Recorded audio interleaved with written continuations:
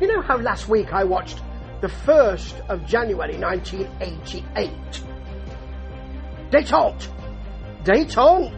Gorbachev. He was around at that time, wasn't he? I think he was, you know. Anyway, I watched it, the 1st of the 1st, 1988, last week, for Stampede Wrestling, on behalf of A Plus Productions, and Steve Smith's Rambling Reviews, which is who I am. I watched it and thought it wasn't great, because the thought is that this is the dying days, really, of Stampede, and they are relying on two big names, Brian Pillman, Bad News Allen, who will be leaving this year. Bad News Allen will become Bad News Brown and go to WWF. Brian Pillman will become Brian Pillman and go to, or actually he'll become Flying Brian. That never worked. Flying Brian. Come on. And go to WCW in around July, August of this year. So they haven't got long with them, and they are really relying on them. Whether or not they didn't see their contracts were up, or whether they had buyout clauses, or it looks like they're putting a lot of store by them, and they're going to go. So you can see an impending situation here. And a lot of people say this is the period, as I say, the dying days of Stampede. And it does seem that way. Because last week wasn't very good. And neither is this. I mean, Ed Whalen is always a kind of febrile announcer. He's actually, later on, he'll really take it to Bad News Allen. More of that in a minute, but people in Stampede loved him, didn't they? And that's fair enough. He is a specific and very easy to recognise voice. I think I've phrased that correctly. So, first of all, he's really selling these quite poor matches. You've got Kelly Brown versus Brick Bronski to begin with. We join it, and you do frequently. We did last week. I presume they're going to continue to do this. You join it after 10 minutes has gone. So we've got 5 more minutes or so, folks. I mean, I don't really want 5 more minutes of this, to be honest. There's a Brown headlock. He misses an elbow drop. Brick gets a slam in. Brown covers him with feet on the ropes and gets the pin. Brown then hightails it out of there. There was a little bit of extra stuff about on the outside, but nothing much and nothing exciting, folks. Not at all. It was really rather poor.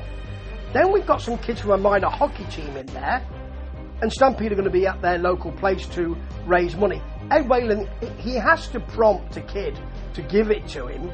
He says, "What's that you've got there?"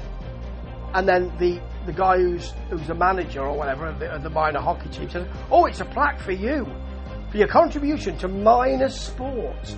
Don't call them minor sports. I suppose they're talking about younger sports, but blimey.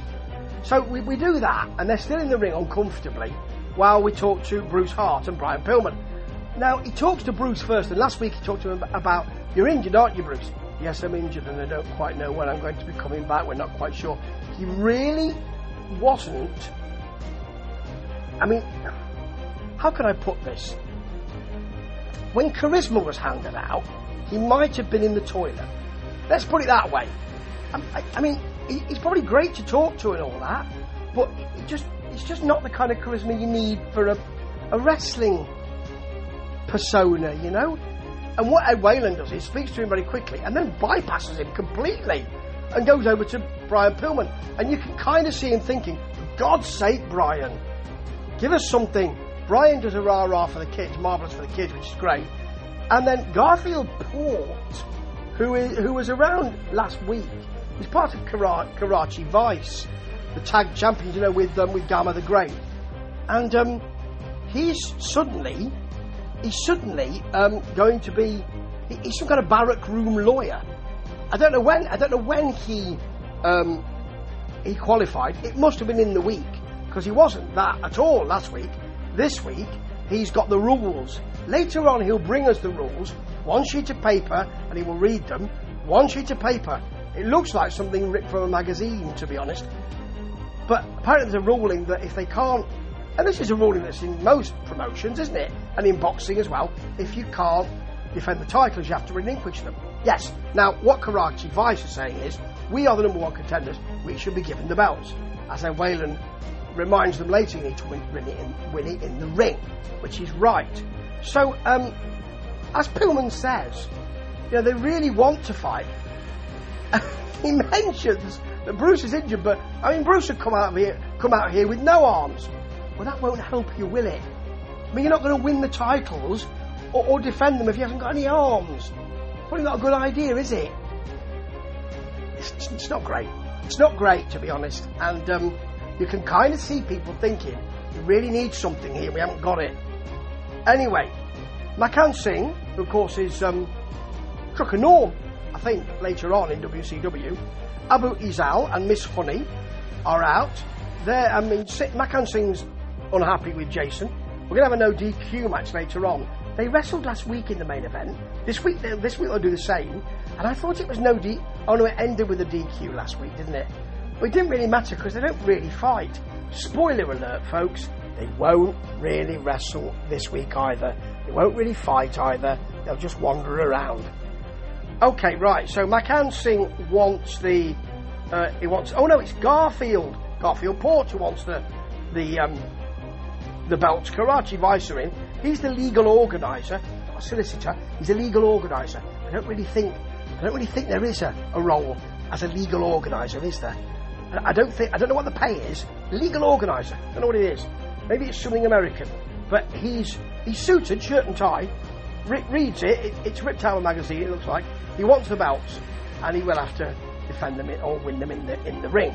In the meantime, we've got Jonathan Halliday, who's a likeable young man. Last week he was talking about how good looking he was. He's a good worker, said Ed Whalen. He didn't win last week, and spoiler alert, folks, he won't win this week either. Right, if you're going to big up a conventionally good looking for the time, handsome blonde gentleman, then you probably don't want him losing every week, do you? And they've got him in against Rick Rogers, and it's his debut in the territory. So really, he can't lose, can he? He can't. He talks about Ed Whalen talks about Gorgeous George in relation to Rick Rogers. I think that's quite nice background stuff. Very nice. And there's a headbutt from Rip, a clothesline from Jonathan Halliday. He runs into a boot from Rip Rogers. Then Rogers off the top on the outside, slams him on the concrete because he can be nasty, Rip Rogers. Then a really quite nasty, we'll use that word again, neck breaker, won't pin him, then does. It's not like he's not pinning him and taking another 5 minutes. He doesn't pin him, and then probably a minute later he does. Then Rip comes in for a chat. He wants to know where Owen Hart is. Everyone wants to know where Owen Hart is. They get told every week, or rather they have for the last 2 weeks, he's in Japan. That doesn't stop them. Almost as if they don't believe Ed Whalen. He's in Japan. I suppose we didn't have the internet then, did we? So you're reliant on phone calls and rumour and gossip and the ink sheets, weren't you, really? So I suppose it's got more veracity when you say, don't believe you, I think he's running away from me. Well, he didn't even know you were coming in, Rip. So he's not really running away from you, is he? Garfield Port tells the same, says the same thing. Where's Owen Hart? How many more times? He's in Japan. Okay, Steve DeSalvo, Strangler Steve DeSalvo, is in. Doesn't like Bad News Allen, who attacks him immediately from behind. Now, Bad News Allen is called the Ultimate Warrior in this. He'll have to change that name when he goes to the WWF. Won't he? Won't he, Bad News? So, yeah, Ed gets angry with Bad News Allen, after Steve DeSalvo is carted out, because he beats him up quite severely. And he says his actions are crap. I've had enough of this crap. Extraordinary. I've never seen anything like that before. I mean, it's the highlight of the whole hour, which shows you how poor the hour is. But tells him that he doesn't like that crap. I mean, in other promotions, I suppose Ed Whalen's too finely thought of for Bad News Allen to just smack him upside the head with that black glove he used to wear. But I'm surprised. Here's Brian Pillman versus Gabriel Ports. Gabriel Ports is apparently out of London. Well, the thing is, I'm from the UK and he's got a northern accent. So he may have moved to London and then gone to Canada, but he doesn't sound like a Londoner to me. He sounds like a northerner. He really does. Anyway, we're joining it at 10 minutes in, as they often do. There's a Pillman sunset flip. Ports gets a knee, a headbutt, hurts his own head. When he does that, really sells it. Then a worked headlock. There is a headlock that's worked, you know. There's a Pillman headbutt, a knee drop, a slam, goes up top, takes a long time up there, Ed tells us, tastes the knees from Ports when he comes off the top. And then there's a high cross body over the top from Pillman, an uppercut, some shots, and then a count out DQ. It's not ideal, is it? So Pillman he wants a rematch or a match with Ports, which is literally just happened. It's just happened, mate. You want a match? You mean you want a rematch? Yeah. Ports is in as well for the interview, telling us that the fans who are there and the fans who watch on TV aren't intelligent. It would be a lot better, this shtick, if Ports did sound intelligent, but he doesn't. He sounds like he can't quite get his words together, so that's not ideal for this angle, is it? Okay, next we've got DeSalvo and Hashif Khan versus Bad News Allen and Jay Morrow.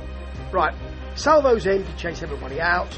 There's a Jay Morrow nerve hold. I never like that.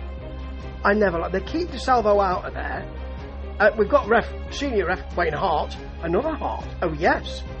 Bad News is then in. There's no tag, you see. The ref does nothing. They keep tagging in and out. The ref sees it and does nothing. DeSalvo then throws Morrow off the top because he wants, obviously, because he's on the top, but he wants just to throw him off so that he crashes and burns. But he doesn't, because you've got Hashif Khan's in the middle of the ring, and Morrow set him up for a splash or something.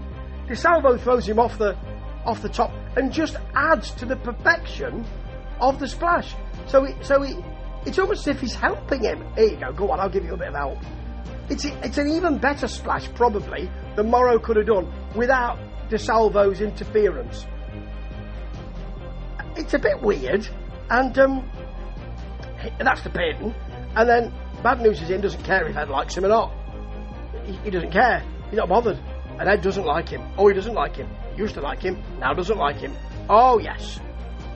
Now then, we've got Jason the Terrible versus Makan Singh for your main event here. It's exactly the same as last week. You've got Jason chasing Makan Singh outside and in. They're chasing each other. Then you've got Makan Singh gets a headlock for quite a long time. Chokes him a bit. Jason chokes him as well. Then there's a DQ. But wasn't it a no DQ match? It was announced earlier on when we spoke to Makan Singh that it would be a no DQ match. Have I missed? Did I just imagine that? I think it was a no DQ match, and it's a DQ ending. It's a bit weird. Jason's then in. He can't. I mean, he doesn't speak. He just and kind of walks around and stomps around the ring. Brian Pillman speaks for him. I mean, I don't know if they have any kind of connection or whether he was just in the back and went, "Oh, I'll come out. It's all right." He wants a chain match next.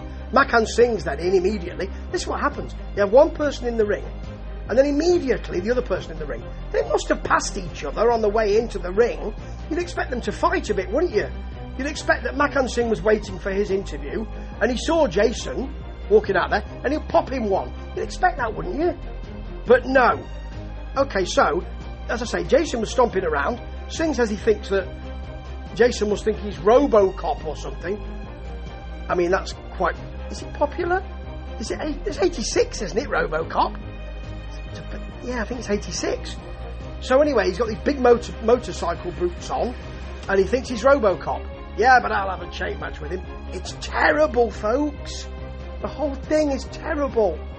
And that's why I'm really enjoying it, because I'm a perverse gentleman.